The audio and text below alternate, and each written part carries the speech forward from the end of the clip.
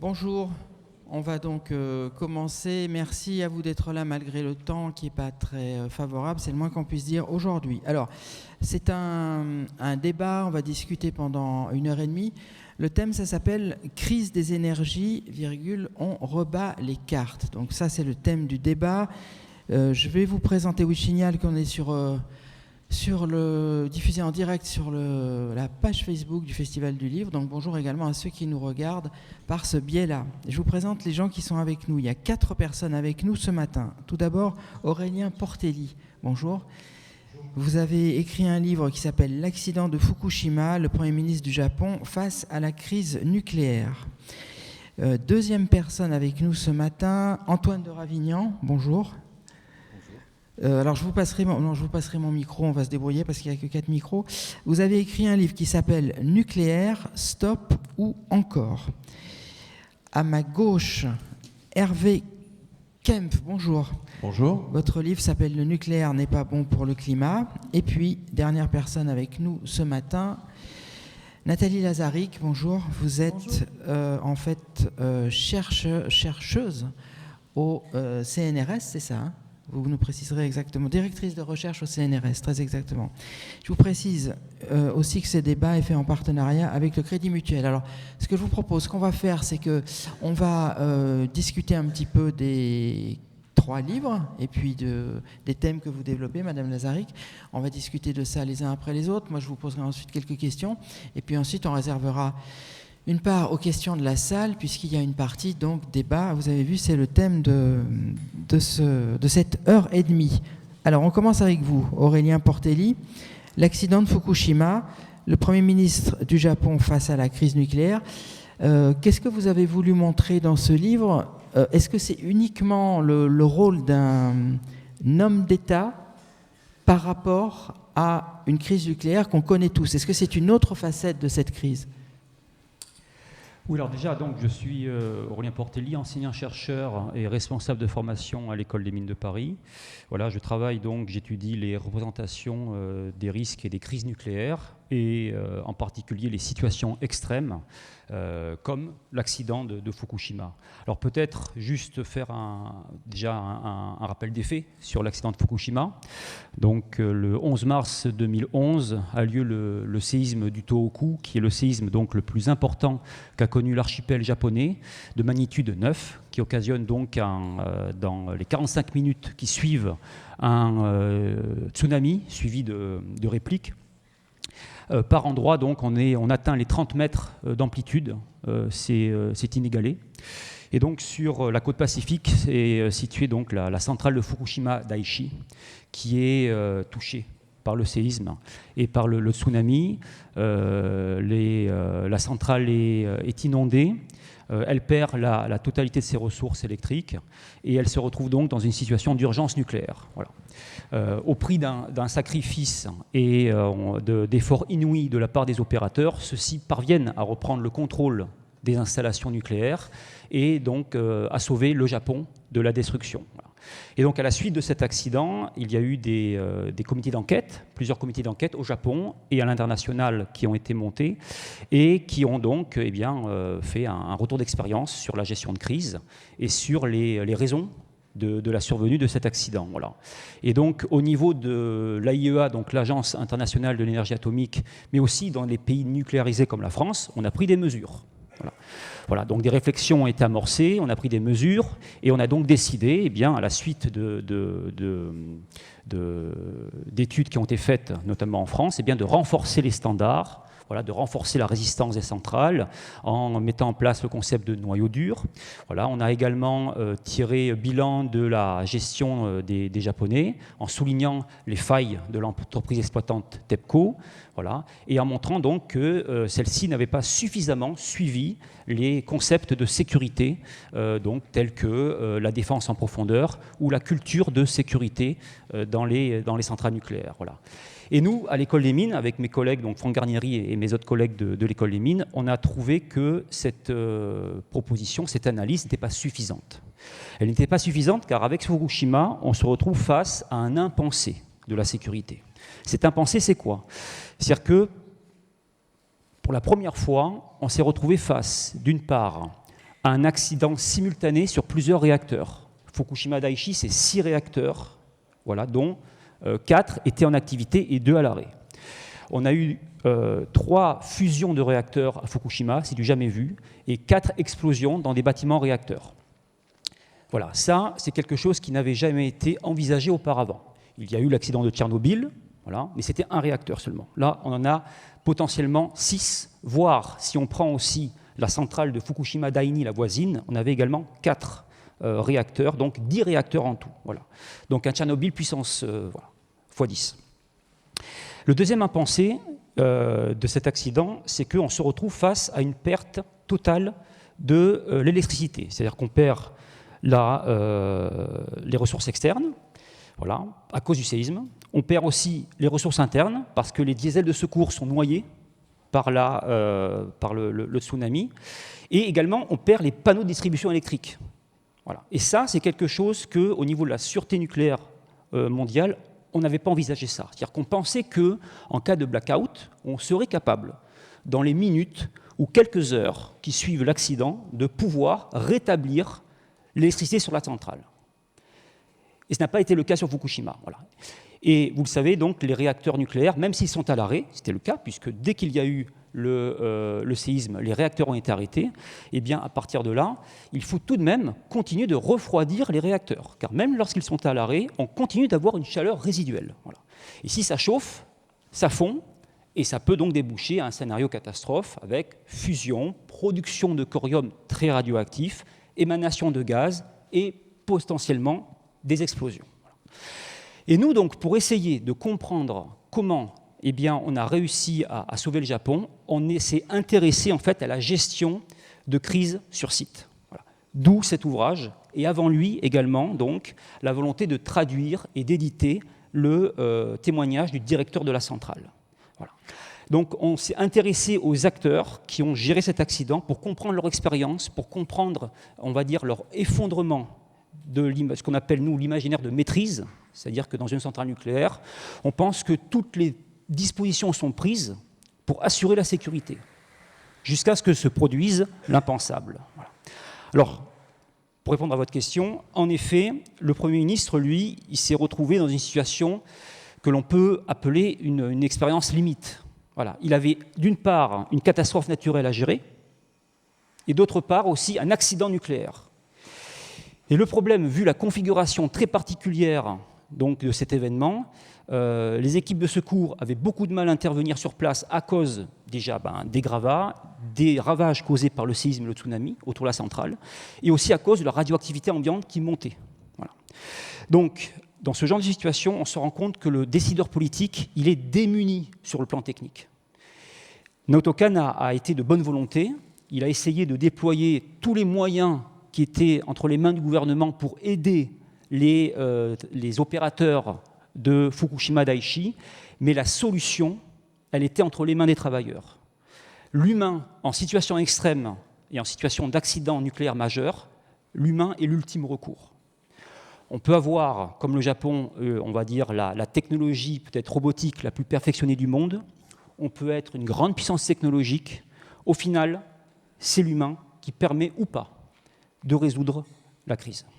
Alors, juste une question, j'anticipe peut-être un peu sur ce qui va se dire tout à l'heure, mais quand vous avez écrit ce livre, et puis dans vos travaux, est-ce que vous avez imaginé et pensé à la situation qu'on vit en ce moment, c'est-à-dire une centrale nucléaire dans un contexte de guerre ? Alors, en fait, là, nous ne sommes pas face à un impensé concernant la centrale ukrainienne actuelle. Il y a donc Bennett Ramberg, qui est un expert donc de la prolifération nucléaire et de la sécurité nucléaire, qui a écrit un livre en 1984. Et ce livre n'a pas été traduit en français. C'est un livre qui est paru aux États-Unis. C'est un expert américain. Et ce livre s'appelle, donc en traduit, c'est les centrales nucléaires comme armes de guerre face à l'ennemi. Donc, Ramberg conceptualise en fait ce risque, donc il y a 40 ans quasiment, qu'en cas de conflit, on se retrouve avec la prise et l'occupation d'un site nucléaire que l'on utiliserait donc dans le cadre de la guerre contre son adversaire. Voilà. Donc ça a été conceptualisé. Donc on ne peut pas dire que c'est un impensé, mais on l'a mis de côté. On a mis un petit mouchoir dessus, on l'a mis de côté et on n'est pas revenu dessus. Aujourd'hui, avec ce qui se passe en Ukraine, et la centrale donc, qui est occupée actuellement par l'armée russe, vous avez suivi l'actualité. Donc, hier, dans la nuit de vendredi à samedi, la dernière ressource qui permettait donc à la centrale d'être reliée au réseau externe a été coupée à la suite de bombardements. Alors évidemment, qui a bombardé ça, bon, les Ukrainiens disent que c'est les Russes disent que c'est les Ukrainiens, donc ça, bon, on a du mal à savoir.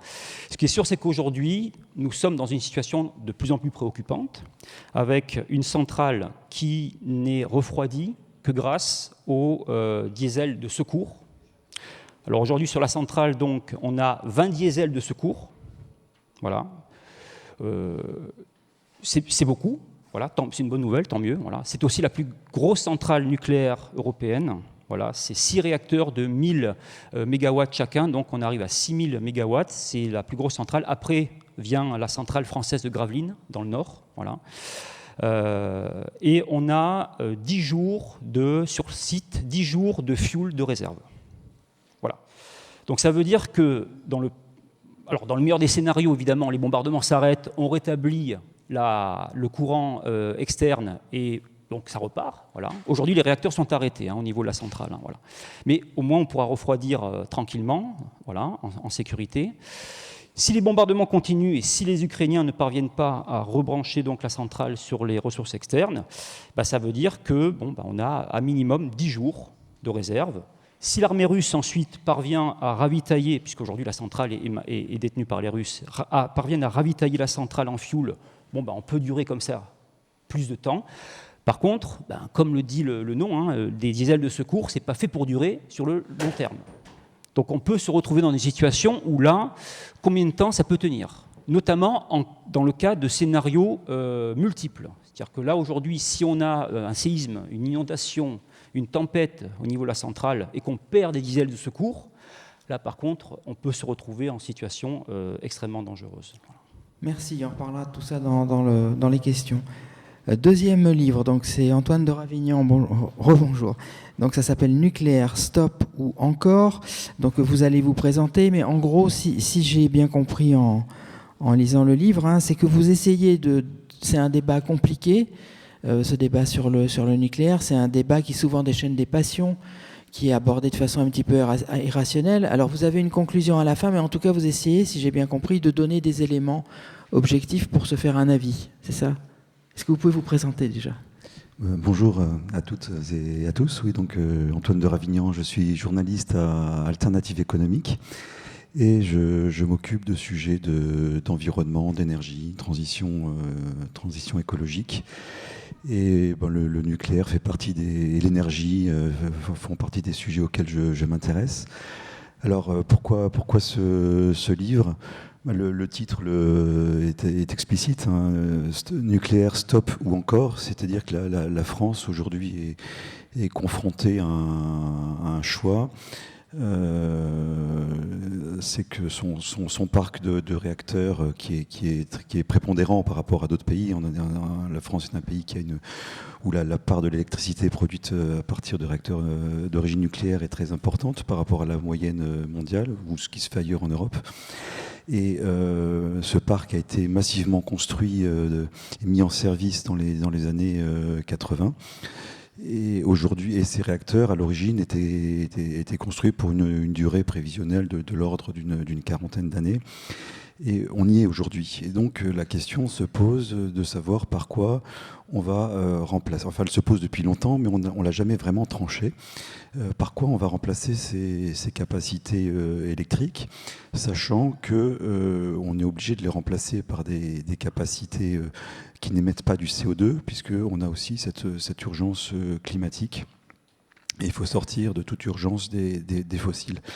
Et donc la question à laquelle qu'on ne peut plus différer, parce qu'on a longtemps différé la réponse à cette question, c'est qu'est-ce qu'on fait ? Est-ce qu'on relance de la construction de nouveaux réacteurs pour contribuer à décarboner notre système électrique et notre système énergétique d'une façon générale, ou est-ce qu'on en sort, on dit on ne construit pas de nouveaux réacteurs et on mise uniquement sur les énergies renouvelables, sachant que de toute façon, quoi qu'on décide, on va être obligé, de faire beaucoup d'économies d'énergie par l'efficacité et par la sobriété.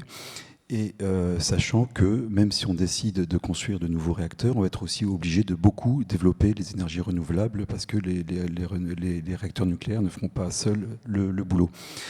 Donc dans ce contexte, je pense que le président de la République, dans son discours de Belfort en février dernier, l'a bien dit. Il a dit il faut faire des économies d'énergie, il faut développer les énergies renouvelables. Il annonce un plan important de développement de l'éolien marin et un développement également de l'éolien terrestre. Après, voilà.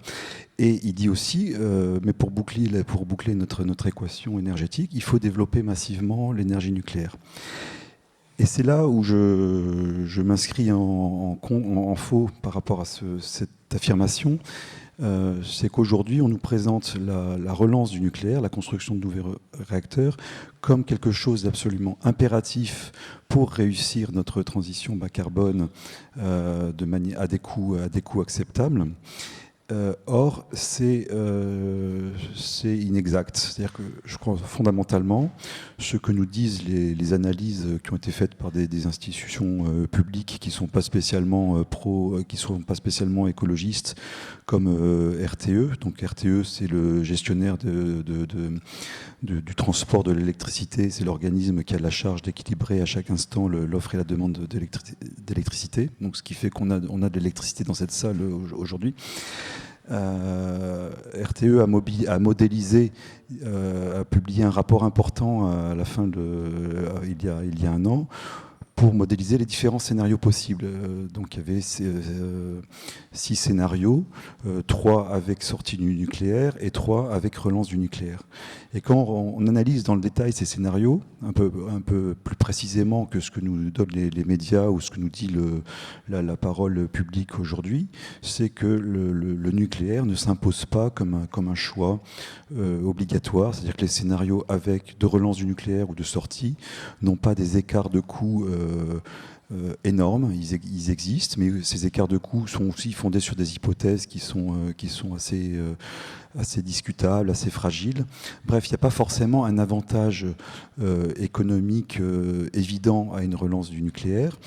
Et compte tenu des risques et par ailleurs, un système qui fonctionnerait sans nucléaire et uniquement sur la base des énergies renouvelables qui sont les plus compétitives et qui sont les plus rapidement mobilisables compte tenu de l'urgence climatique, c'est-à-dire l'éolien et le solaire, qui sont, vous le savez tous, des énergies variables, donc ce qui appelle de la gestion de variabilité par du stockage, par différentes technologies. Donc il faut intégrer ces coûts technologiques dans l'équation.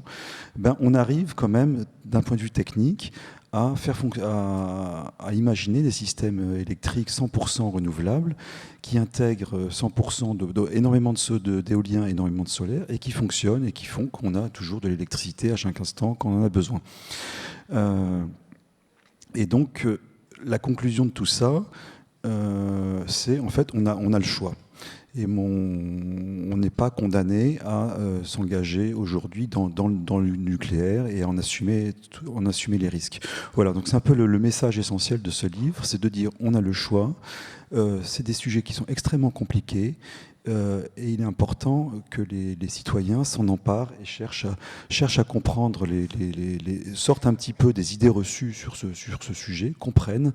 Et c'est un peu l'objet de ce livre, c'est d'expliquer de manière assez simple et accessible les tenants et les aboutissants de ce sujet, et pour qu'on comprenne on a vraiment un choix qui est devant nous, et ce choix doit être démocratique et ne doit pas être technocratique. Voilà. Et donc du coup, si vous dites on a le choix, donc aujourd'hui, si j'ai bien compris, aujourd'hui on a le choix de poursuivre sans relancer le nucléaire, c'est ça que vous dites, Donc si on prend le choix de poursuivre en relançant quand même un petit peu le nucléaire, c'est un choix politique, c'est un choix qui est dicté par des intérêts. Qu'est-ce que c'est à ce moment-là ?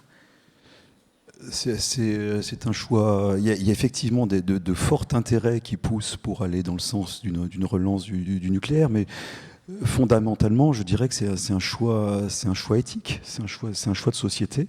Et notre société est confrontée à un choix historique, hein, comme dans les années 70, quand la France décide de se lancer massivement dans le nucléaire. On est aujourd'hui confronté à ce même choix. Et qu'est-ce qu'on fait ? Et il est important que ce choix ne soit pas emparé par uniquement des experts ou des décideurs. C'est un choix qui doit être démocratique. De fait, le choix de relancer ou pas le nucléaire va faire l'objet d'une loi qui doit être votée avant juillet prochain, la nouvelle loi énergie-climat. Mais ce débat ne peut pas simplement se décider au niveau... Enfin, même si la décision finale appartient à la représentation nationale, il est important que les citoyens s'emparent de ce sujet, s'expriment, parce que ce qui est en train de se passer aujourd'hui, c'est un peu un non-débat. C'est-à-dire qu'il y a une opinion majoritairement favorable au nucléaire, soit, des députés majoritairement favorables au nucléaire, soit, mais sur la base finalement d'arguments qui sont assez faux. L'idée par exemple qu'on ne s'en sortirait pas sans nucléaire et qu'il faudrait en assumer les risques est une idée fausse par exemple. Après qu'on veuille absolument faire du nucléaire, pourquoi pas, mais c'est important que ce soit un choix rationnel, avec une équilibre, qu'on comprenne les avantages coûts-bénéfices de chaque option, parce qu'il y a des avantages et des coûts dans chaque option, mais il faut que tout ça soit clairement compris, clairement exposé, clairement débattu. Donc c'est vraiment une invitation à la démocratie technologique. Juste pour terminer, je voudrais citer une phrase de Kant, parce que ma fille est en terminale, elle commence à découvrir la philo, elle m'a mis dans les mains le petit traité de Kant, qu'est-ce que les Lumières ? Et Kant dit « Les Lumières, c'est la sortie de l'homme de l'état de tutelle dont il est lui-même responsable.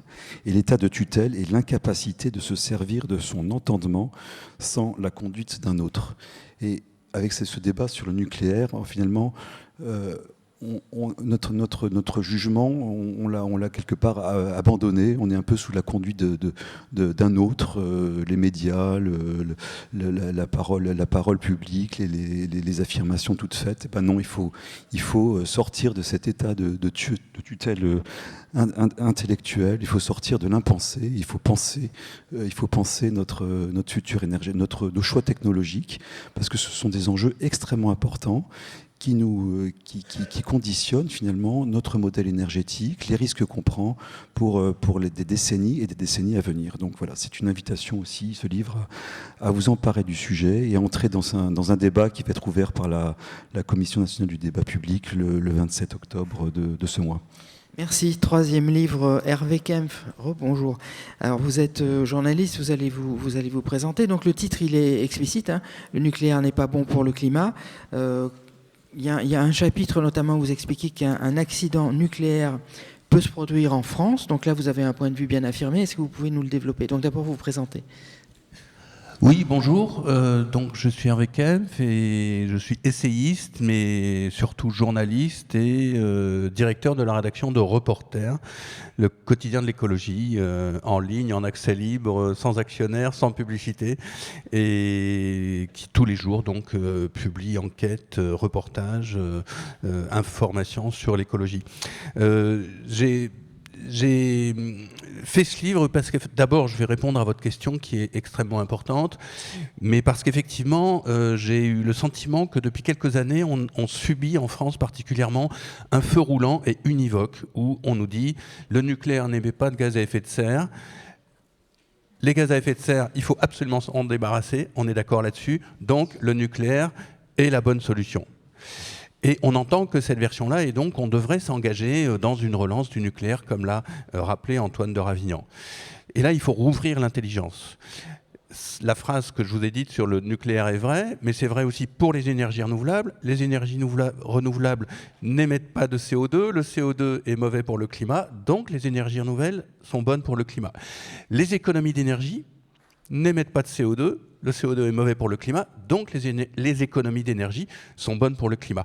Donc finalement, on se retrouve sur une liste de départ de course, si on veut avoir l'esprit compétitif, où il ne faut pas isoler le nucléaire en soi, mais le mettre par rapport à des solutions différentes, où effectivement, comme l'a très bien dit Antoine de Ravignan, le choix est totalement ouvert. Et donc il faut réintroduire l'intelligence et sortir de ce discours un petit peu univoque qui nous est matraqué, le mot est peut-être fort, mais moi j'ai vraiment l'impression qu'on n'entend que des gens en ce moment sur les plateaux de télévision ou de radio qui nous disent nucléaire, nucléaire, nucléaire. À partir de là, je réponds à votre question. Effectivement, le livre le petit livre qui est en fait une enquête, hein, c'est pas là un essai, c'est vraiment une enquête. Moi, j'ai des démarches journalistiques comme Antoine de Ravignan. On prend les faits, on lit des rapports, on interviewe des experts. Voilà. Premier point, il y a un déni en France de l'accident nucléaire. C'est comme si c'était quelque chose d'absolument exceptionnel. Oui, Tchernobyl, c'était parce que l'URSS, Fukushima, voilà. Donc ça, c'est le premier point. Deuxième point, on va nous dire, mais de toute façon, les accidents nucléaires n'ont pas de conséquences graves. Donc je vais le reprendre rapidement. Je suis vraiment heureux de rencontrer Aurélien Portelli aujourd'hui, parce qu'avec ses collègues de l'École des Mines, il a fait un travail tout à fait essentiel, que je cite d'ailleurs dans le livre, parce qu'avant le livre qui paraît sur le Premier ministre Naoto Kan, vous aviez dépouillé le récit du directeur de la centrale, qui est absolument passionnant pour savoir ce qui s'est passé à Fukushima. Donc je ne vais pas redire, vous l'avez dit beaucoup mieux que moi, mais l'impensé doit rentrer et est rentré dans l'esprit des gens responsables, et y compris des personnes. Moi, je me fais attention à ce que dit Bernard Doroszczuk, le président de l'autorité de sûreté nucléaire en janvier 2022. Un accident nucléaire est possible en France et ceux qui prétendent le contraire sont irresponsables. Voilà. Quand c'est M. Doroszczuk qui dit ça, des gens qui sont quand même très pondérés, très attentifs à la sûreté, et il faut les encourager à être très attentifs à la sûreté des réacteurs nucléaires en France, comme dans d'autres pays d'ailleurs, on fait attention. Donc premier point, pour l'éviter, mais avoir cette possibilité en tête et tout faire en sorte pour que les sûretés soient les plus grandes possibles. Deuxième point, on va nous dire, ou vous allez souvent entendre, oui mais Tchernobyl c'est pas grave, etc. On a même des gens qui vont dire il y a 0 mort. Bon, je ne vais pas rentrer dans ce débat qui est énorme, mais je vais vous le faire en résumé. D'une part, il y a des morts. D'autre part, je ne vais pas faire le décompte macabre, mais il y a eu des milliers de morts par cancer dans la durée.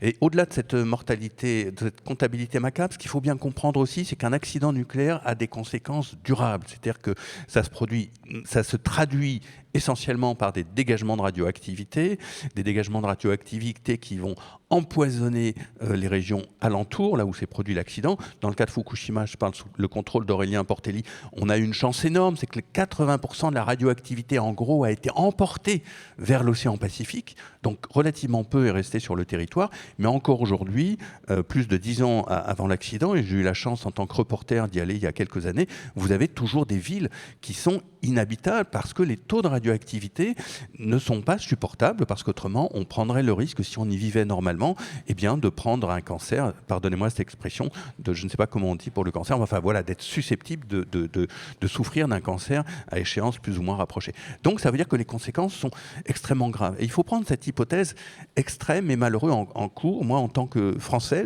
j'aime mon pays, comme sans doute nous tous dans cette salle, et d'ailleurs dans d'autres pays, j'imagine que les Allemands aiment leur pays, que les Italiens aiment leur pays, etc. J'imagine, je ne veux pas que, éventuellement, dans une hypothèse infime, et si elle se produisait, un département ou la moitié d'un département de mon pays, enfin bref, peu importe qu'il soit le mien ou pas, d'un lieu, soit inhabitable pendant des décennies.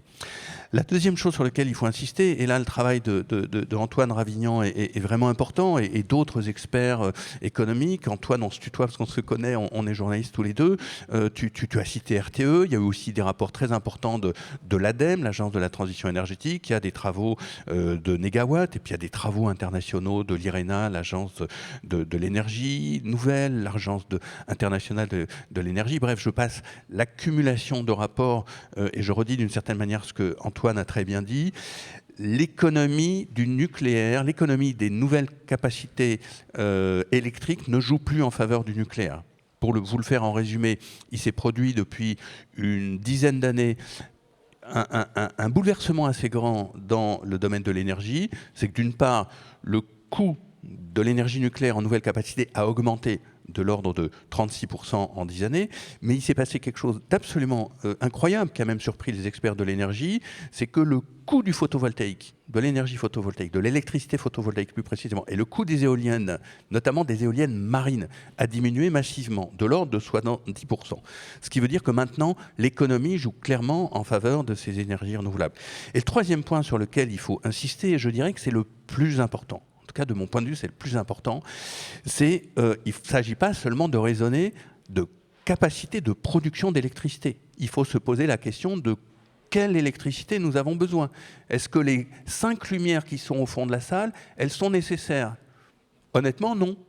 Bref, je prends cet exemple, il est marginal, mais il faut qu'on repense maintenant et qu'on raisonne, par rapport au changement climatique, et 2, aux besoins que nous allons avoir. Le changement climatique est vraiment un des défis essentiels face auxquels nous sommes confrontés. Il n'y a pas de débat là-dessus, au contraire. Mais par exemple, en tant que Français, et comme les Européens, nous sommes dans une alliance européenne, et c'est une bonne alliance, il y a eu un choix qui a été fait de réduire les émissions de gaz à effet de serre de 55% d'ici 2030. D'ici 2030, mais c'est dans moins de 8 ans. Ça veut dire quoi? Alors, on a fait un petit bout de chemin, puisque c'est par rapport à 1990, on a fait un petit bout de chemin, mais il nous reste encore plus de 40% à faire. Ça veut dire qu'il faudrait réduire, il faut réduire les émissions de gaz à effet de serre de 4,7% chaque année. La mauvaise nouvelle, c'est qu'on n'en aille pas du tout sur le chemin.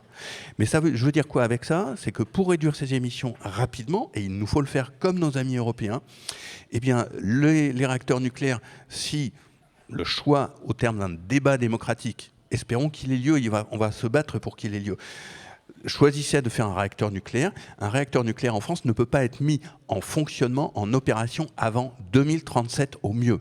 Plus vraisemblablement 2040, mais bon. On n'est pas là dans l'urgence. L'urgence, la nécessité politique est de réduire les émissions de gaz à effet de serre. Et le premier point dans lequel il faut s'engager, c'est la réduction de la consommation d'énergie. Réduction de la consommation d'énergie, réduction de la consommation électrique autant que possible et réduction de la consommation des matières, mais je ne veux pas rentrer dans tout. Et c'est ça qu'il faut se fixer comme objectif. Donc, moi, je voudrais qu'on arrive à débattre beaucoup plus des économies d'énergie, ce qui n'est pas simple. Et c'est vraiment formidable que Madame Nathalie Lazaric soit là, parce qu'elle a une compétence formidable. Enfin, vous allez voir, elle va mieux parler avec moi. Mais voilà, il faudrait qu'on parle plus de ça, plutôt que de parler du nucléaire. Et dernier point, le débat nucléaire est quand même très franco-français, parce que dans le monde, maintenant, le nucléaire représente une part vraiment marginale de l'économie d'énergie. Et tous les investissements en nouvelles capacités se font de l'ordre de 80% sur l'éolien et sur le solaire. Comment vous expliquez ce que vous avez dit au début, qu'il y a effectivement une petite musique médiatique, politique, pro-nucléaire? Alors, ce n'est pas une petite musique, c'est de la grosse caisse. Hein. C'est boum, boum, boum, boum, boum. Alors, nous, on essaye de... S'il vous plaît, écoutez-nous. Bon, on y arrive et merci beaucoup au Festival de Montsartou. Alors, rapidement, il y a 2 choses qui s'intercalent. On a... La question nucléaire est très franco-française, ça revient à l'histoire. Moi, je le schématise comme ça. En 1940, la France, qui était un très grand pays, a pris une déculottée, on va prendre un terme un petit peu quotidien, une humiliation terrible, l'effondrement face à l'invasion allemande, nazie. Voilà. Au sortir de la guerre, donc, je simplifie là aussi, De Gaulle rebâtit quelque chose, indépendance nationale, et toute la génération de la sortie de la guerre a dans l'esprit, et c'est tout à fait légitime, de rebâtir le pays. Et vous vous rappelez que la physique nucléaire était partie, c'est une histoire scientifique absolument passionnante dans tout le début du XXe siècle. Les scientifiques français étaient parmi des physiciens en pointe, avec des gens comme Langevin, comme Joliot-Curie, etc. Retrouver pour la place de la France dans le monde après 1945, c'est entre autres aller dans le nucléaire qui, à l'époque, rappelons-nous, c'est pas le nucléaire civil, c'est le nucléaire militaire. Donc, il va y avoir toute une expertise qui va se développer, une sorte de course à la bombe atomique qui va faire, on va développer une expertise au nom de l'indépendance nationale.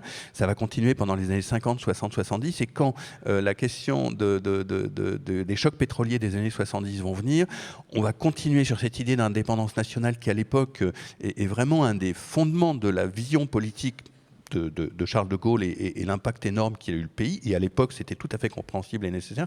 Et donc, on va s'engager dans ce choix massif. Depuis, je dirais, il y a un effet de dominance des classes dirigeantes françaises qui sont totalement bloquées, je dirais, par manque d'imagination, par effet oligarchique, c'est-à-dire que je ne sais pas, monsieur Portelli, si vous avez fait Polytechnique, mais si vous travaillez à l'école des mines, c'est une école des mines qui est très massivement nucléaire, enfin pro-nucléaire, parce que c'est l'école Polytechnique, qui est une école militaire, génère le corps des mines et qui ont des gens qui ont des pouvoirs énormes, très importants, et qui ont toujours été massivement en maintien de la filière nucléaire. Et en fait, depuis 20 ans, et je conclue là-dessus pour ne pas être trop long, mais effectivement, on n'arrive pas à avoir des débats ouverts, et quand par hasard, il y a des débats publics qui fonctionnent, il y en a eu qui ont eu lieu en 2005 par exemple, les conclusions n'en sont pas du tout reprises par les élus, par les décideurs, parce qu'on a une fixation des décideurs sur le nucléaire en France, et je pense que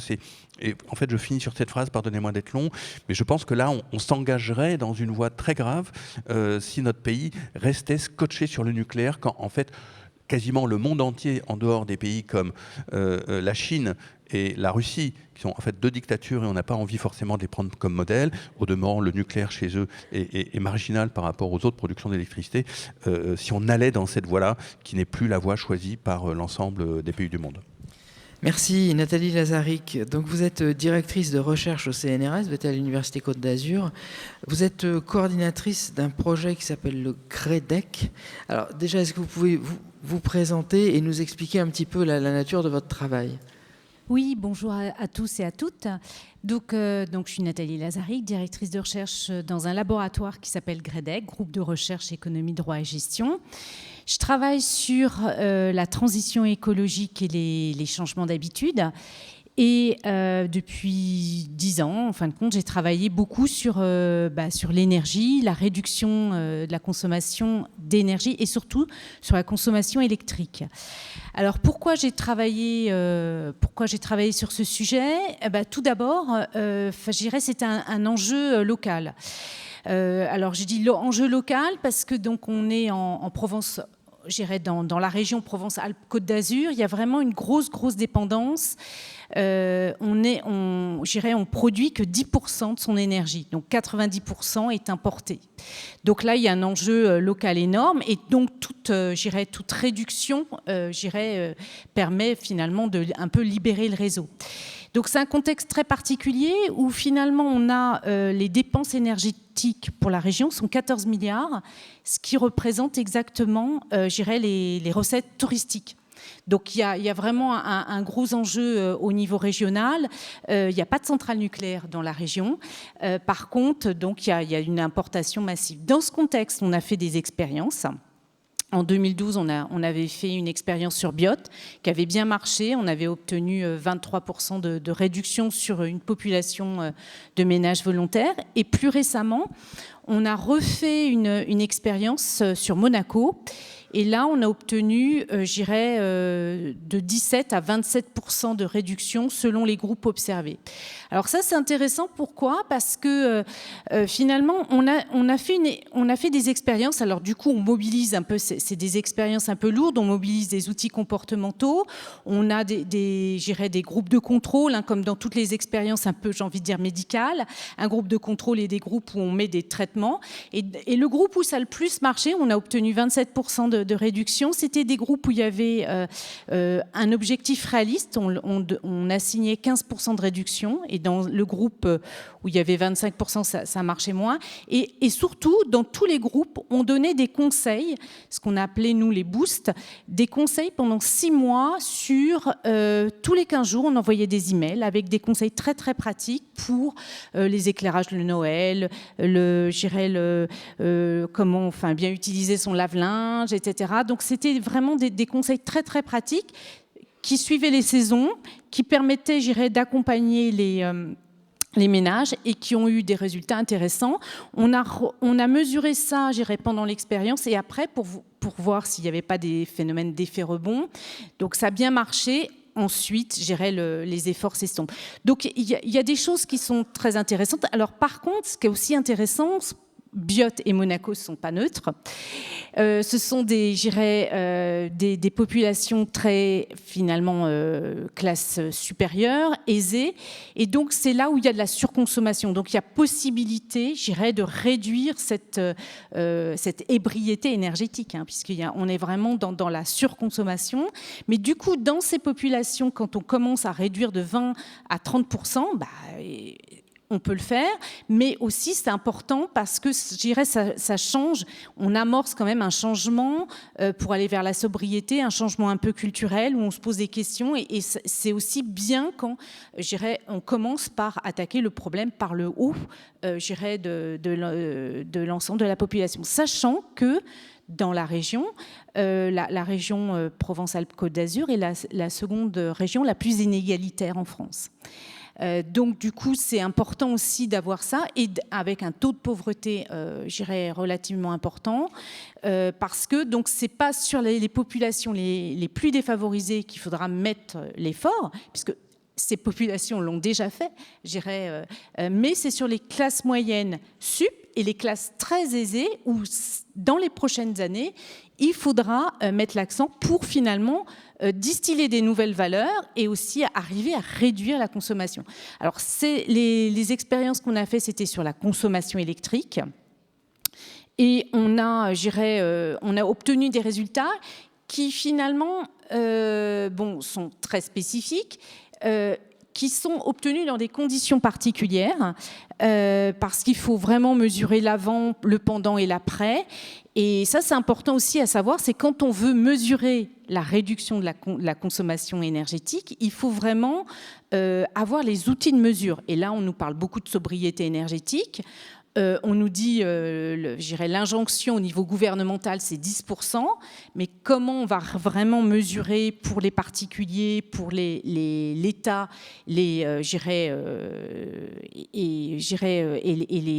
secteurs privés, comment on va vraiment mesurer, il y a vraiment un quid. Par ailleurs, on donne des injonctions de 10%, donc on pourrait dire que c'est un objectif tout à fait réaliste, mais on ne donne pas forcément les outils.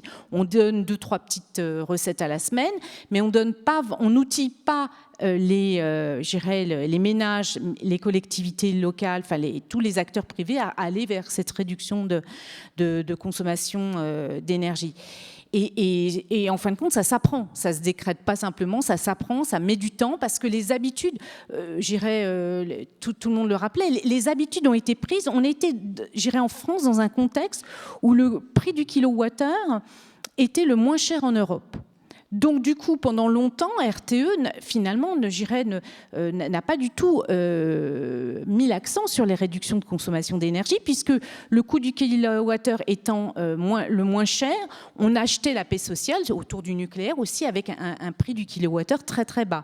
À partir du moment où on a vraiment payer le vrai prix du kilowattheure et qu'il y a eu les marchés européens qui ont harmonisé les prix. Donc là, ça a été un peu, la douche froide. Et donc, on a commencé, plus la guerre de l'Ukraine.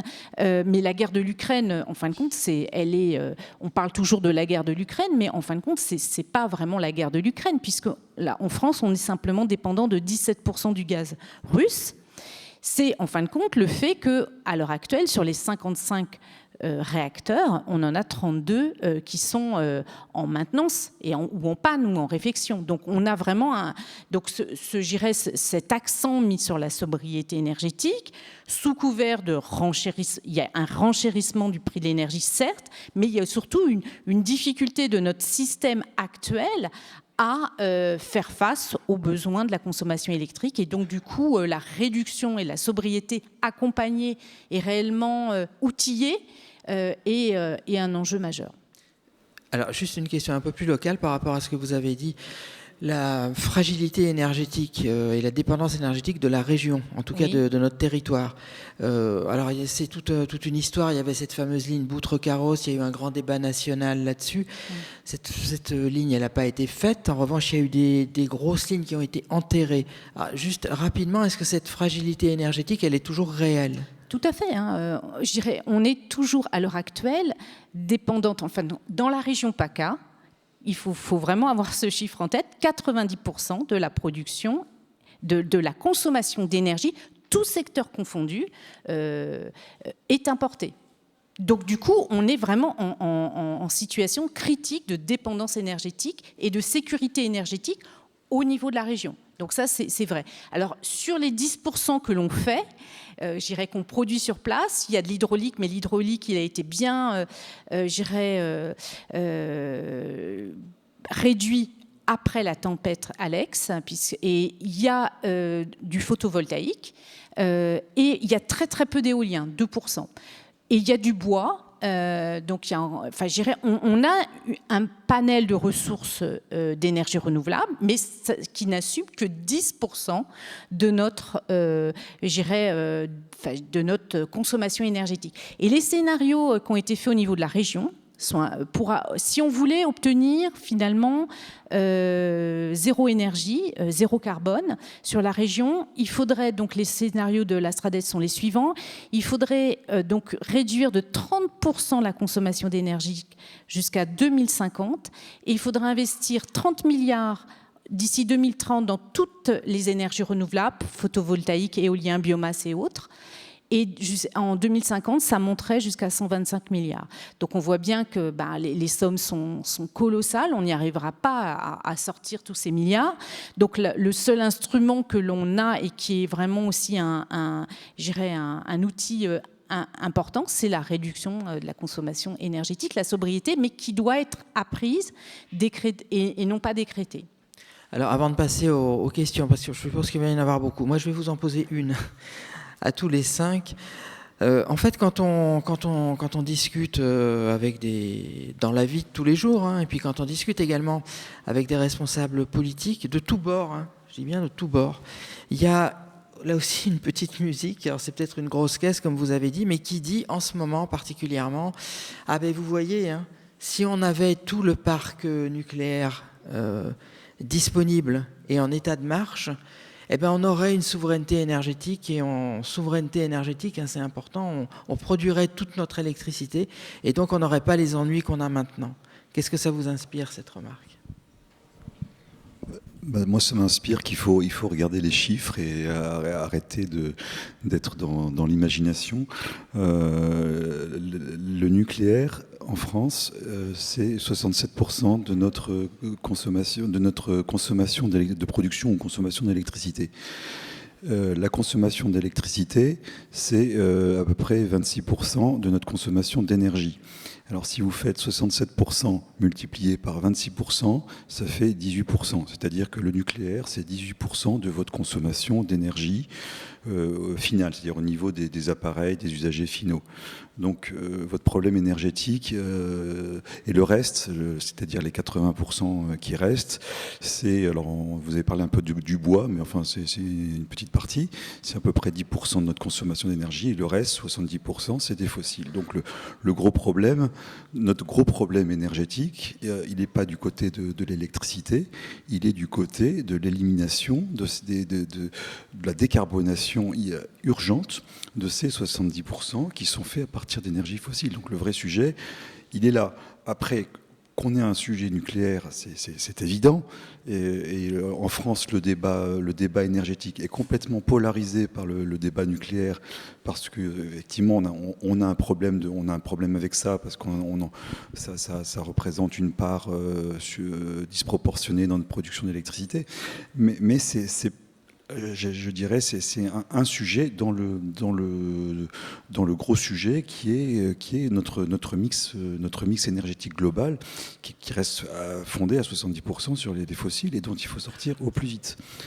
Et juste pour compléter sur la sobriété, moi je trouve les chiffres que vous disiez sont très parlants. C'est-à-dire que quand on fait des gestes de sobriété, on arrive à baisser de l'ordre de, vous disiez, 17%, 30% dans le meilleur des cas dans les classes aisées, mais on n'est juste pas dans le bon niveau. Il faut au moins diviser par 2 notre consommation d'énergie.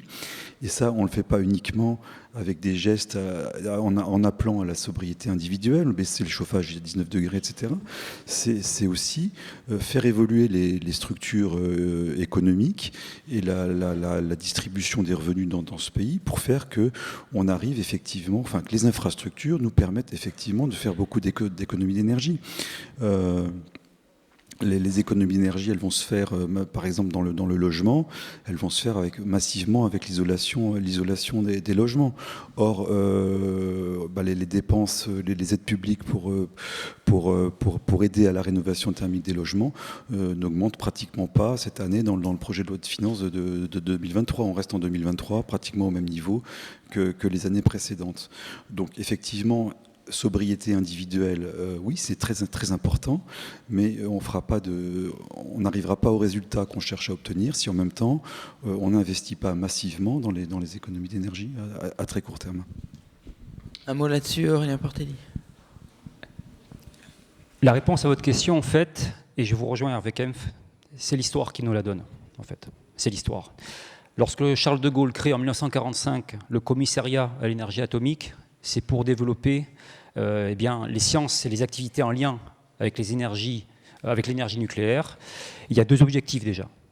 C'est l'indépendance au niveau militaire avec la dissuasion, donc le développement d'une force de dissuasion pour la France. Voilà. On est au début de la guerre froide, voilà, et c'est important dans la vision politique du général de Gaulle.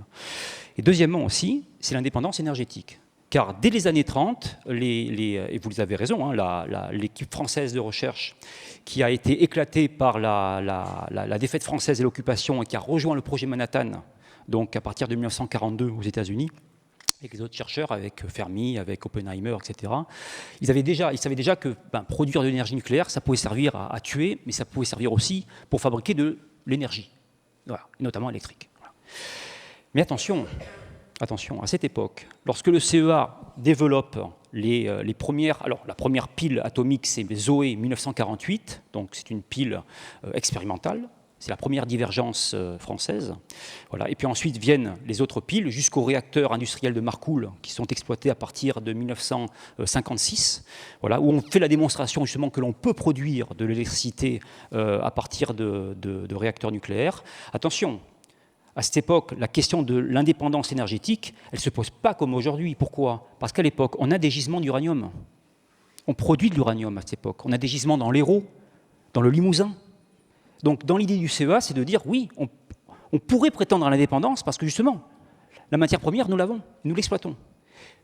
De plus, le CEA ne veut pas rester sur la technologie française qui est développée dans les années 50, qui sont les réacteurs à uranium naturel graphite-gaz. Leur objectif, à horizon années 60-70, c'est de développer la surgénération, qui est une technologie qui, pour le CEA, représente l'avenir énergétique de la France, mais aussi de la planète. La surgénération, on a commencé à l'expérimenter à Cadarache avec le réacteur expérimental Rhapsody. Voilà, c'est opérationnel. Donc on passe à l'étape suivante. On a fait un plus gros réacteur expérimental qui est Phénix à Marcoule. Et puis, 3e étape, on est arrivé à Super Phénix, dans la centrale de Crest-Malville, voilà, en région Rhône-Alpes. Et le problème de la surgénération est fondée sur la capacité donc, de brûler une partie des déchets radioactifs qui sont produits par la centrale. Et donc, d'où le titre de Phénix, donc, voilà, de réalimenter la centrale, voilà, en partie. Le problème, c'est que c'est une technologie qui est jugée très dangereuse. Voilà. Et donc, Super Phénix est abandonné, et donc on a plié le projet de la surgénération dans les cartons, et on n'a pas voulu la développer. De plus, aujourd'hui, ça fait bien longtemps qu'on n'exploite plus de gisements d'uranium en France. Donc, l'indépendance énergétique de la France nucléaire, aujourd'hui, il y a quand même un déphasage par rapport à la réalité. Hervé Kempf, votre avis sur ce que je disais sur cette notion de souveraineté énergétique ? Oui. Trois points. D'abord, c'est pas tout à fait exact que toutes les forces politiques sont dans l'optique que vous avez dit. Il y en a une, historiquement, c'est Europe Écologie Les Verts. Alors, ils ont certains troubles en ce moment, mais malgré tout, il y a quand même des fondamentaux qui sont là, et la France insoumise. Et le PS a quand même beaucoup évolué au sein de l'alliance de la NUPES. Donc, c'est important parce que si on fait des choix drastiques, enfin importants, il faut aussi qu'il y ait une stabilité politique. C'est-à-dire que le nucléaire, on s'engage pour 40, 50, 60 ans, et avec les déchets pour une période énorme, donc il faut une stabilité politique.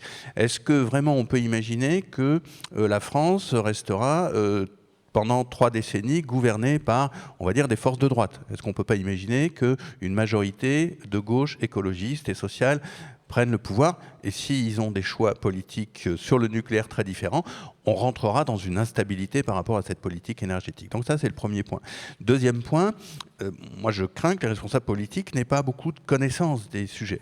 Voilà, je ne développe pas ça, mais on est beaucoup sur des positions...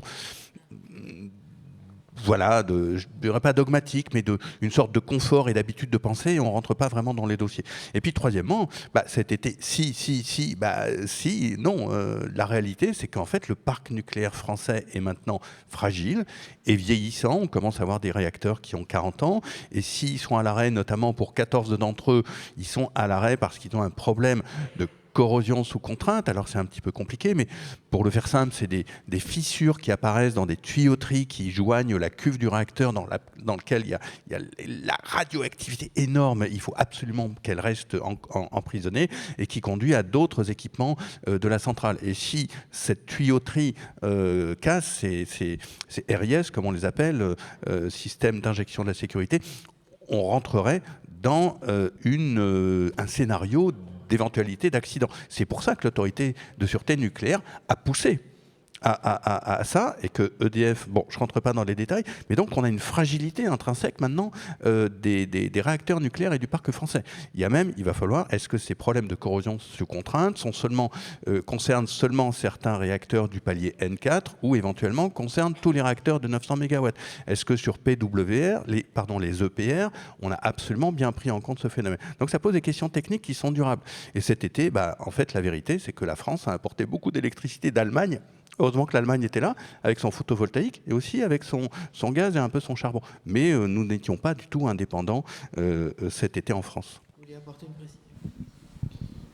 Oui. Sur la question de l'indépendance énergétique, j'ai évoqué tout à l'heure le poids prépondérant des fossiles, et en rappelant que l'électricité, c'était finalement une petite partie de notre sujet énergétique. Pour ce qui est de l'indépendance électrique et du nucléaire, il faut quand même, là encore, avoir un peu les ordres de grandeur en tête. Nos importations d'uranium, puisqu'effectivement, on ne produit plus, nos mines ne fournissent plus d'uranium en France. On a arrêté de le faire parce que ça coûte moins cher de le faire dans des pays comme le Niger, où les conditions sociales sont assez déplorables. Bref, on importe à peu près 6300 tonnes d'uranium par an. Ça nous coûte, donc ça c'était avant Covid, 400 millions d'euros par an. C'était 1% de notre facture énergétique avant la guerre, c'est-à-dire finalement pas grand-chose. Donc effectivement, d'abord, il est faux de dire que le nucléaire nous rend indépendants, puisqu'on est effectivement dépendant de nos importations d'uranium. Donc c'est une dépendance, mais cette dépendance, elle est très relative par rapport à la dépendance aux fossiles. Donc quand on justifie le nucléaire par l'idée d'indépendance énergétique, il faut juste relativiser que cette indépendance, finalement, elle n'est pas si dramatique, elle est extrêmement faible. Et en plus, quand on justifie le recyclage, toute l'industrie du recyclage, par la nécessité de l'indépendance, là encore, faut s'idée, parce que recycler, ça coûte, c'est très sale, et ça coûte plus cher que d'importer. Donc on aurait même finalement économiquement intérêt à arrêter le recyclage. Et par rapport aux réacteurs surgénérateurs dont vous parliez tout à l'heure, donc là, effectivement, le potentiel est énorme, parce qu'on exploite toute la partie aujourd'hui, la partie non fissile de l'uranium. Mais à ce moment-là, on n'a plus besoin de retraiter pendant assez longtemps, parce que tous les stocks qu'on a accumulées avec nos opérations de retraitement passées font qu'on a plusieurs siècles de ressources en France, entre notre plutonium et notre uranium appauvri qu'on peut mêler pour faire du nouveau combustible. Enfin, on a des provisions énormes. Donc finalement, cette question de l'indépendance énergétique liée au nucléaire est pleine d'idées fausses. Voilà. Je pense que c'est un sujet qu'il faudrait un peu relativiser pour se concentrer sur l'essentiel, qui est finalement quel système énergétique on veut demain. Voilà. Avant de passer aux questions, un mot de Madame Lazaric là-dessus. Juste un petit point sur le nucléaire. Pourquoi finalement le prix du kilowattheure était vraiment si bas pendant longtemps? Parce que finalement on a acheté la paix sociale autour du nucléaire avec un prix de l'électricité très très faible. C'est que dans les calculs des coûts économiques, on ne prenait pas en charge tout le retraitement et le recyclage. Et à partir du moment où la Commission européenne a dit on réinternalise ces coûts comme des vrais coûts à prendre en charge, le prix du kilowattheure progressivement augmenté. Donc c'est vraiment un gros problème. Et l'argument aussi de dire si on arrête le nucléaire, on réduira les emplois, c'est faux, parce qu'il y aura autant, je dirais, énormément de travail sur le démantèlement des centrales. C'est du travail énorme. Donc, je dirais, il y aura des reconversions. Enfin, si on arrête le nucléaire, on ne réduira pas les emplois dans le nucléaire, parce qu'il faudra faire tout un travail d'après et de démantèlement des centrales. Et par ailleurs, le poids des lobbies, qui est vraiment très très important. Il faut quand même rappeler que Emmanuel Macron a quand même réussi l'exploit de mettre le nucléaire dans les énergies vertes au niveau de la Commission européenne, dans la taxonomie des énergies vertes, avec le gaz naturel. Donc ça, c'est quand même un exploit qui montre, je dirais, les lobbying qui sont en place et qui montrent les trajectoires qui sont dessinées et que l'on veut faire perdurer. Alors, on va passer aux questions. Il reste 20 minutes à peu près, donc je suppose qu'il y en a beaucoup. Alors, je vous dis juste une chose, comme on est sur Facebook, là, il faut vous lever quand vous posez votre question et on va vous donner un micro. C'est monsieur là qui avait levé la main en premier. Allez-y, monsieur. Oui, merci. J'ai une question plutôt pour monsieur Portelli. Vous avez parlé des réactions de fission, mais vous n'avez pas parlé de la fusion nucléaire. Je voudrais savoir où en est le dossier et les recherches de ITER. Pour l'instant, donc, la fusion, c'est un très beau projet, mais on en est loin. Voilà. Donc, c'est un très beau projet, la fusion, mais on en est très loin. Voilà. Et aujourd'hui, je pense qu'au vu de l'urgence climatique et de la situation, selon le dernier rapport du GIEC, qui réclame, on va dire, on est déjà largement en retard sur la prise de décision. On est déjà largement en retard sur le passage à des énergies qui pourraient donc nous éviter le pire du pire. S'appuyer sur un possible projet avec aujourd'hui aucune garantie que ça puisse marcher, il y a peut-être d'autres solutions à envisager avant. Voilà. Merci. Une autre question, madame, voilà, allez-y. Oui, deux précisions. J'ai pas compris comment on passait du fait qu'on a 67% de production nucléaire à finalement 70% de fossiles. Il y a eu un calcul mathématique que je voudrais que vous repreniez parce que j'ai pas compris. Et deuxième chose, monsieur Portelli, bien sûr, c'est les ressources humaines s'il y a un accident nucléaire. Vous avez dit qu'à Fukushima, ils avaient été capables de le faire alors que les conditions étaient absolument dramatiques et que la géologie en France n'arrivera jamais à un système aussi...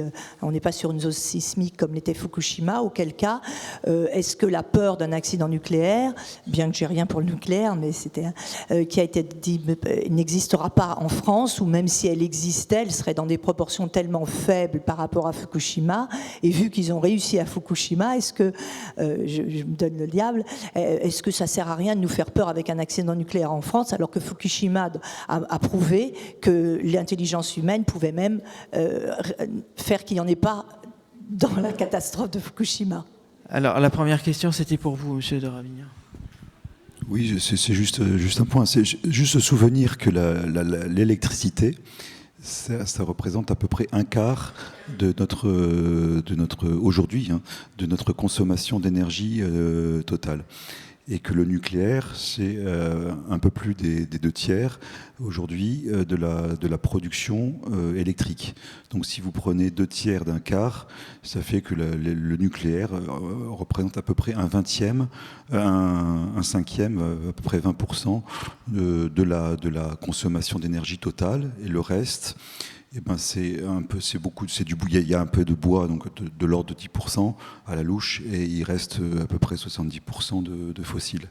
Voilà, pour rappeler les ordres de grandeur sur notre mix énergétique global et la part de l'électricité et du nucléaire à l'intérieur de celui-ci. La deuxième question, c'était pour vous, Aurélien Portelli. Alors, attention, l'humain, c'est l'ultime recours. Dans le cadre d'une situation extrême en contexte nucléaire, ça ne veut pas dire que du coup, il faut être tranquille. Ce n'est pas ça que je dis. Hein.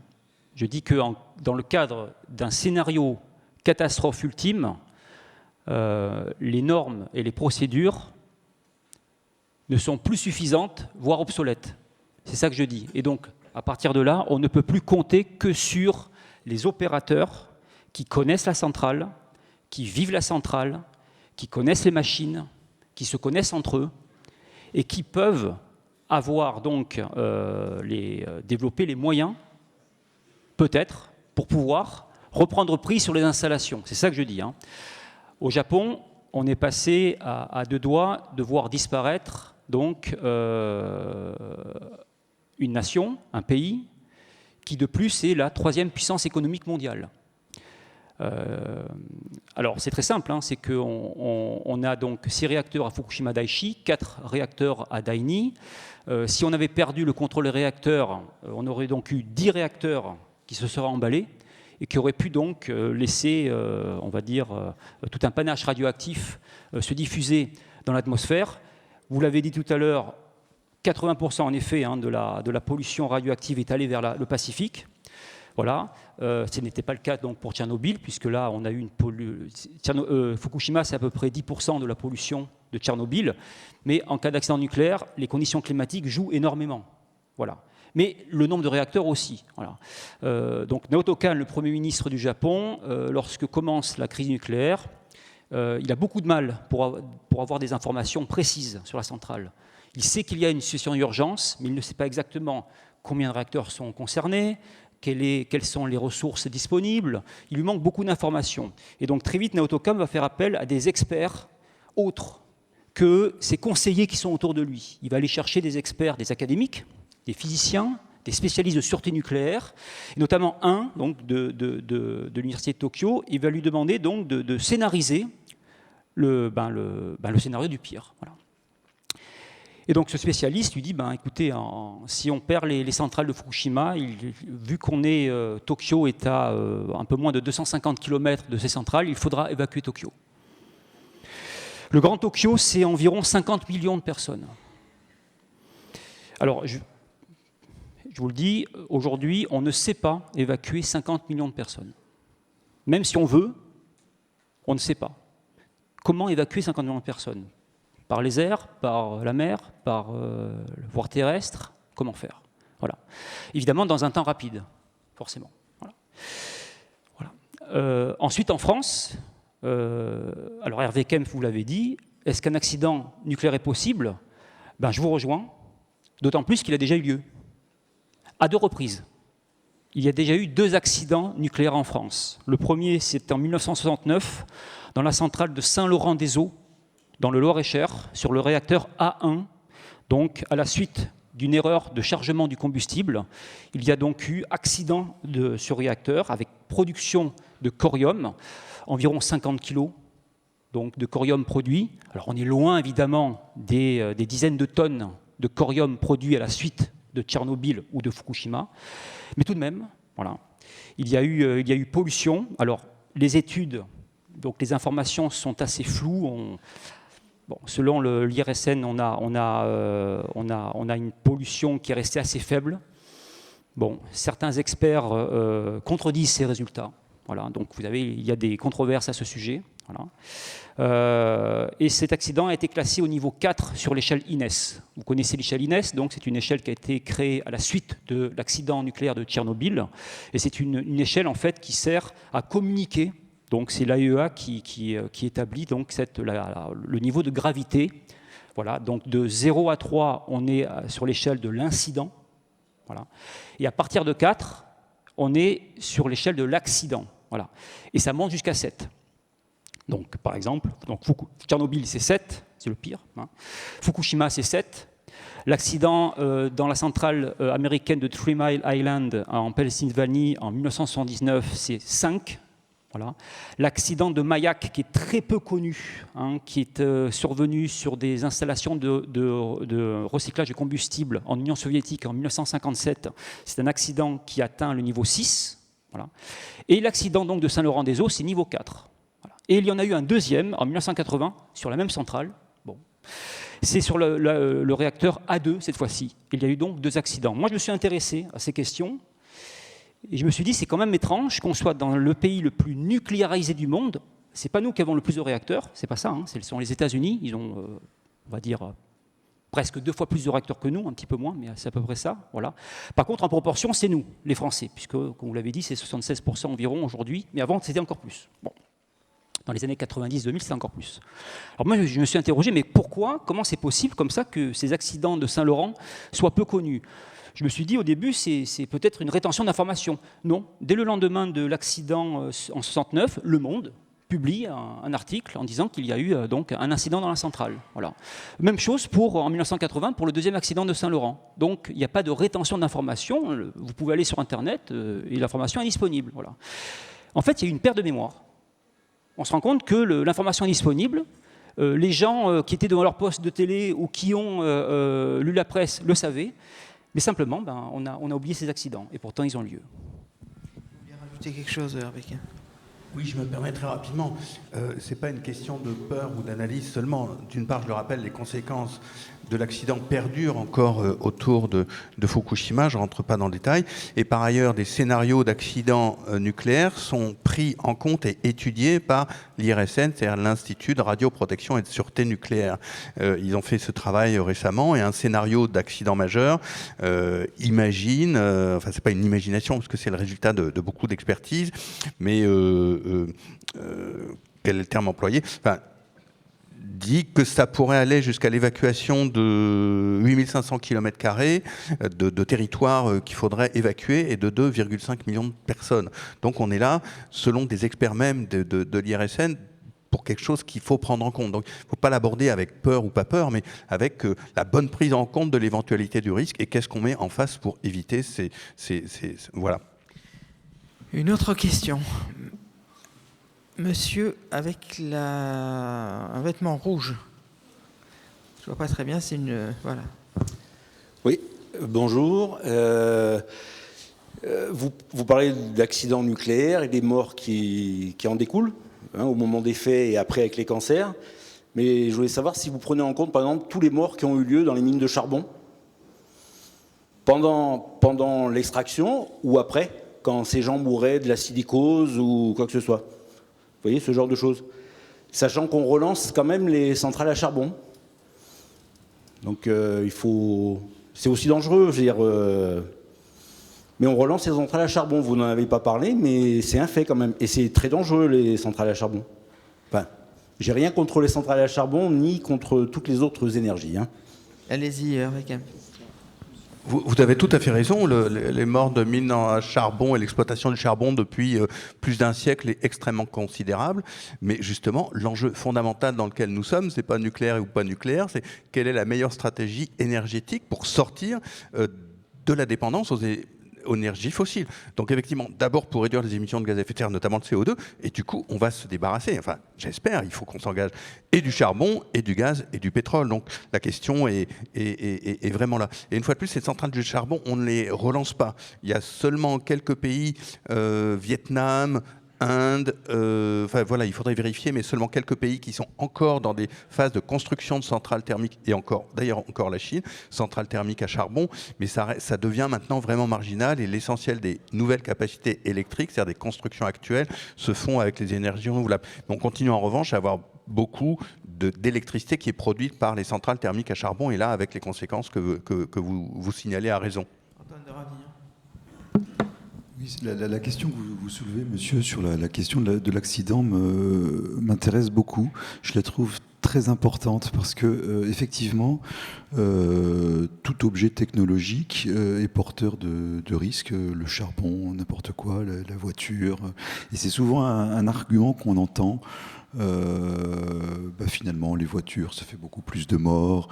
Les cancers, c'est 30% de la mortalité en France, c'est les cancers.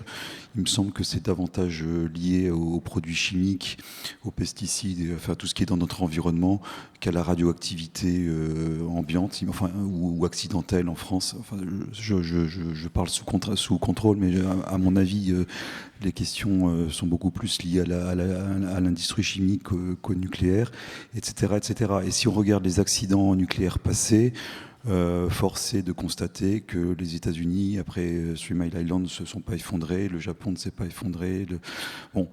Et ces accidents détruisent, gèlent des territoires, peut-être pour des centaines et des centaines d'années, mais on voit aussi que le monde ne s'effondre pas, enfin, jusqu'à aujourd'hui.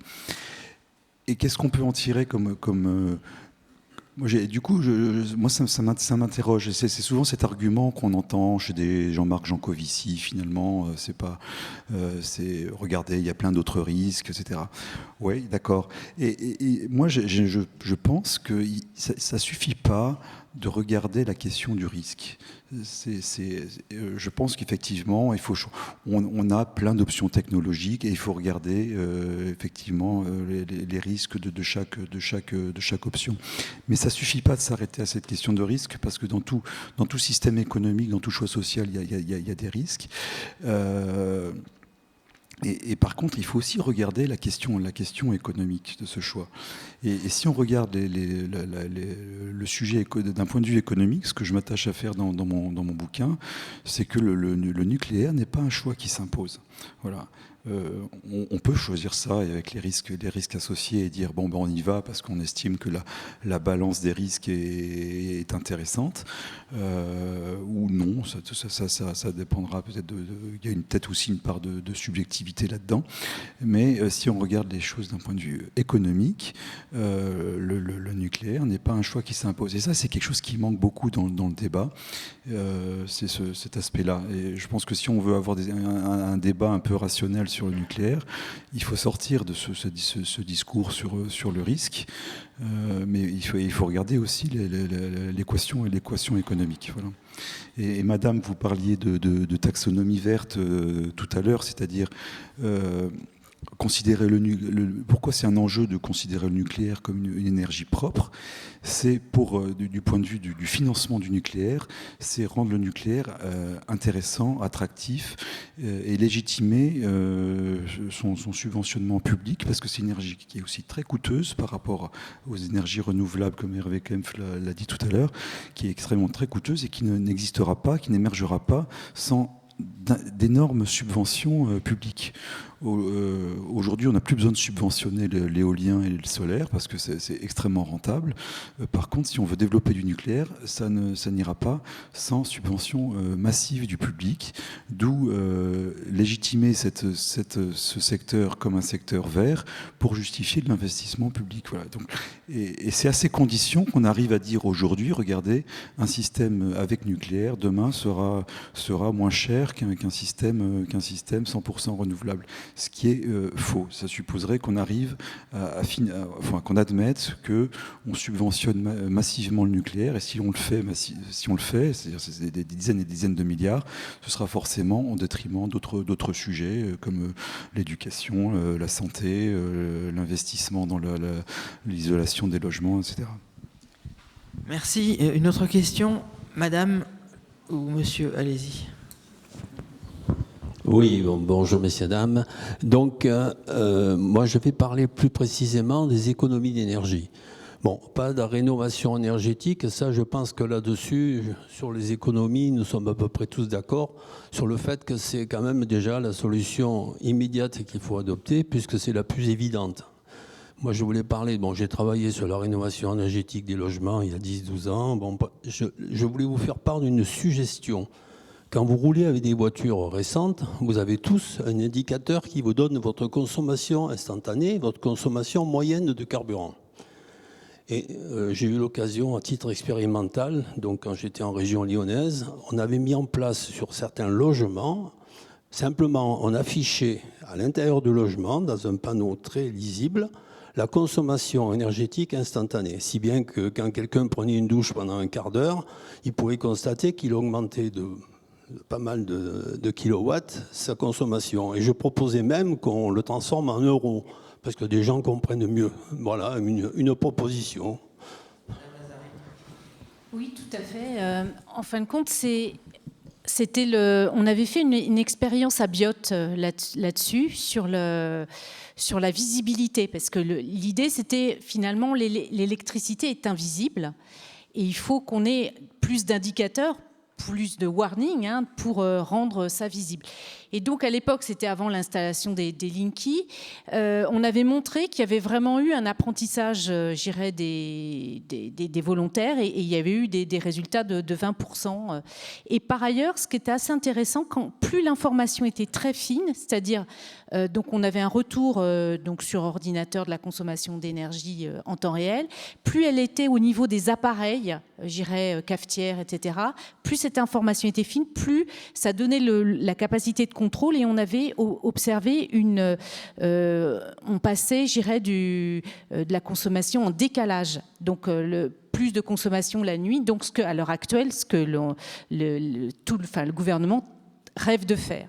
Donc il y a vraiment ces outils. Par ailleurs, ce qui est quand même le paradoxe, c'est que le Linky était soi-disant supposé faire ça. C'est-à-dire le Linky, a priori, ce qu'on a vendu, c'est les smart meters, c'était une information en temps réel, et donc non pas, je dirais, une facture avec un tarif estimé au consommateur, mais l'utilisateur paie vraiment le kilowattheure qu'il a consommé, et donc il a une visibilité.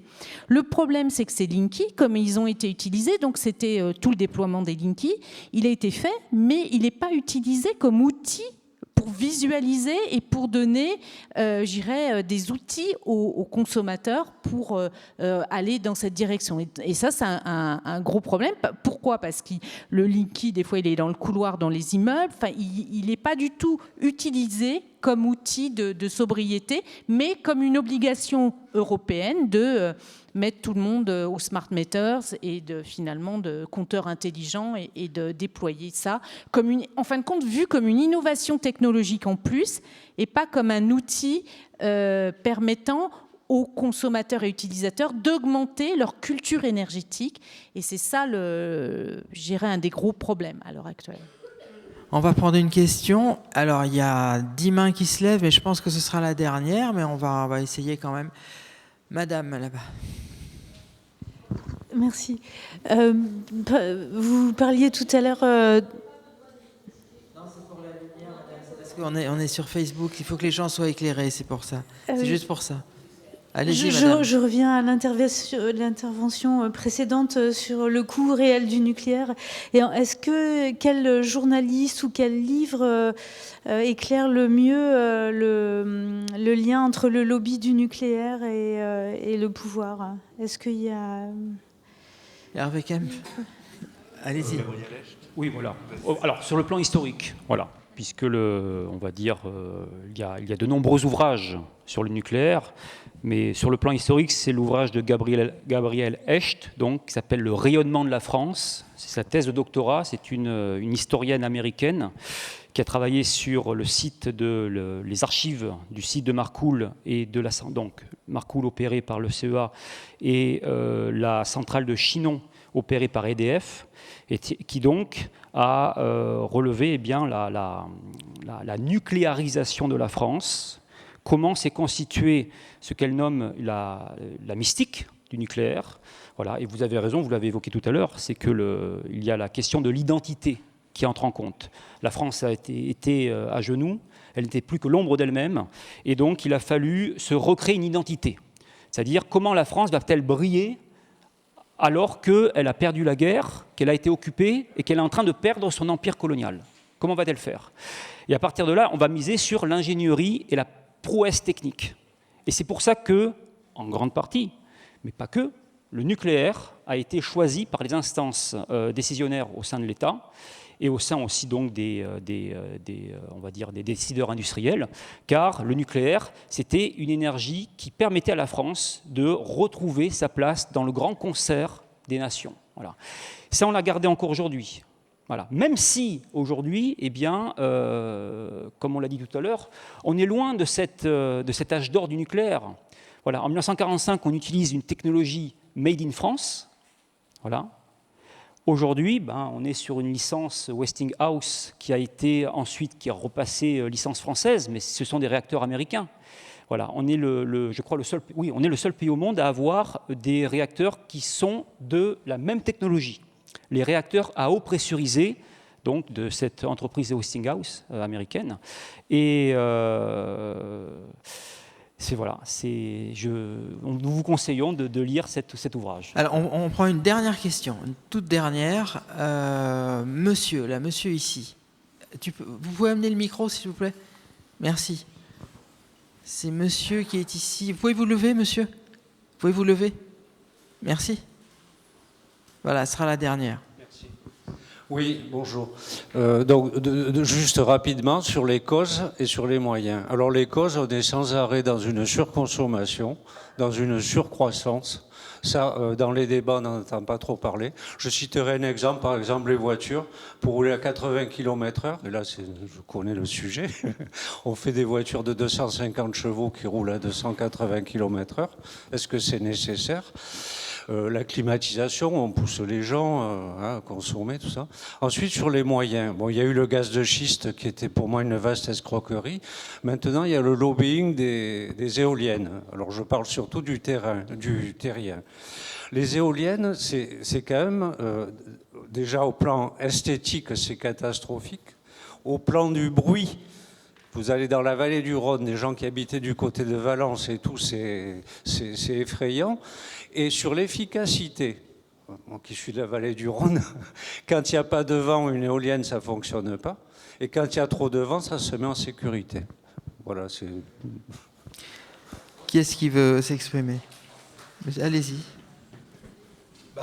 D'abord, je dirais que ce que vous dites, la première partie sur les causes est essentielle. Donc, il faut vraiment se poser la question, effectivement, de sortir de la surconsommation et de rentrer dans la décroissance de la consommation d'énergie. Après tout, on emploie le terme de sobriété. Sobriété, ça veut dire réduction de la consommation d'énergie. Donc, il faut aller à fond dans cette voie-là. Sur les éoliennes, alors c'est un débat énorme, et là, en 2 minutes, on n'a pas le temps de le régler. Mais 3 choses, ça s'améliore quand même énormément techniquement. Deuxième point, il y a un développement de l'éolien marin qui est extrêmement considérable, et on va dire que les nuisances sont quand même extrêmement plus faibles. Et troisième chose, si on veut réduire les éoliennes, la meilleure façon, c'est d'aller vers une économie d'énergie massive. Je vais vous donner un exemple, c'est le scénario de l'ADEME. Il y a une étude de l'ADEME, l'Agence de la transition énergétique, qui a été publiée en février. Ils ont comparé le scénario le plus nucléariste pour la France, celui où il y aurait le plus de réacteurs nucléaires, c'est-à-dire 14, et une forte consommation d'électricité, parce que tous les scénarios nucléaristes vont avec une forte consommation d'électricité, de l'ordre de 600 TWh, voire plus d'énergie au niveau français. Et c'est le scénario qui avait le plus de renouvelables. Le scénario à l'extrême le plus sobre de l'ADEME, c'est celui qui n'a pas de nucléaire, qui a une beaucoup plus faible réduction, beaucoup plus faible consommation d'électricité et qui a le moins d'énergie renouvelable. Donc si vous êtes très critique à l'égard des éoliennes, et cela peut s'entendre, il faut que vous militiez à fond pour les économies d'énergie. Et reposer la question sous cet angle-là, c'est le meilleur moyen dans lequel on pourra avancer. Madame Lazaric ? Oui, Bon, alors un mot tous les deux, et puis Juste après on arrête. sur la décroissance, alors ça c'est un vrai débat. On voit bien que le gouvernement veut absolument pas que ce soit similaire, hein, décroissance et et sobriété. Et en fin de compte, c'est un faux problème parce que à chaque fois qu'on augmente, le problème c'est les effets rebonds. À chaque fois qu'on diminue, il ne faut pas augmenter par ailleurs. Et donc du coup, si on diminue d'un côté, mais on augmente les énergies renouvelables aussi polluent. Polluent pas en France, elles émettent pas de CO2 en France, mais elles polluent en Chine et par ailleurs. Et par ailleurs, sur l'éolien, il y a beaucoup d'avancées, mais on ne sait pas encore recycler toutes les pales des éoliennes. C'est un gros enjeu environnemental. Donc à chaque fois qu'on avance, j'ai envie de dire, il faut être très humble. À chaque fois qu'on avance, on découvre des problèmes, on découvre les limites, mais par contre, ce que l'on sait, c'est qu'on ne peut pas conjuguer croissance sans fin et sobriété énergétique. Ça, c'est vraiment mission impossible. Donc il faut, et là, c'est l'ambiguïté à l'heure actuelle gouvernementale, c'est qu'on veut nous faire croire qu'il y aura plus de sobriété énergétique sans décroissance et sans changer notre modèle. Et ça, c'est à mon avis, c'est un coup de bluff. C'est juste un coup de bluff. Oui, moi je voudrais juste, sur la question des éoliennes, effectivement, il n'y a pas aucun scénario de sortie des fossiles dans l'urgence, dans le pas de temps qui est requis, c'est-à-dire arriver à la neutralité des émissions en 2050 et avoir baissé de 55% dans 8 ans. Aucun scénario ne réussit ce pari sans forte décroissance de la consommation, donc décroissance et sobriété. Donc là-dessus, je crois qu'on est tous d'accord. Sur la question des éoliennes, et dans ces scénarios, aucun scénario n'envisage la possibilité d'une diminution des éoliennes terrestres. Alors, tous envisagent une augmentation forte du solaire photovoltaïque, de l'éolien marin, mais aussi de l'éolien terrestre. On n'arrive pas à boucler la boucle si on ne met pas une forte augmentation de l'éolien terrestre dans l'équation, sachant qu'au préalable, on a intégré dans l'équation une énorme baisse de la consommation d'énergie. Et même les scénarios les plus ambitieux, style négawatt, sur lesquels je ne m'appuie pas trop dans mon livre, parce qu'ils sont peut-être... Je préfère prendre des scénarios plus pénalisants, comme ceux de RTE, pour appuyer ma démonstration. Mais on n'arrive pas à faire sans croissance de l'éolien terrestre. Et si on continue à véhiculer ce discours que l'éolien terrestre, c'est une catastrophe, et je pense qu'il faut quand même relativiser tous ces discours, parce qu'il y a beaucoup de mensonges à ce sujet, et je vous invite à lire mon livre sur la question, on va dans un mur, parce que là, on est dans une crise, à très court terme, on est dans une crise de la production électrique liée à la vétusté de nos réacteurs, on en a déjà parlé. Il y a un besoin de développement rapide de capacité électrique, et ça, il y a malheureusement ou heureusement, je ne sais pas de quel point de vue on se passe, mais c'est l'éolien terrestre qui le fournit, parce que l'éolien marin, il arrive, mais il ne va pas arriver demain. En 2 ans, on arrive à monter un parc éolien terrestre, on n'arrive pas à le faire encore avec le marin. Donc il faut quand même être un peu les pieds sur terre et avoir les ordres de grandeur en tête. Et encore une fois, tous les scénarios qui envisagent une croissance de l'éolien terrestre envisagent aussi une forte croissance du solaire, une forte croissance de l'éolien marin, éventuellement du nucléaire en plus, et dans tous les cas, beaucoup de diminution de consommation d'énergie. Donc je vous invite quand même à regarder très sérieusement tous ces scénarios pour bien comprendre que si vous voulez vous refusez l'éolien terrestre, eh ben, il faut aller sur des systèmes de sobriété encore beaucoup plus importants que tout ce qu'on imagine et qui politiquement, à mon avis, ne sont pas réalistes. Merci, on va arrêter là. Je vous signale une chose importante, c'est qu'il y a une table de presse qui va être organisée pour la signature des livres dedans. Elle est là parce qu'il pleut, oui, ok, d'accord. Donc elle sera dans le couloir. Merci beaucoup, bon dimanche.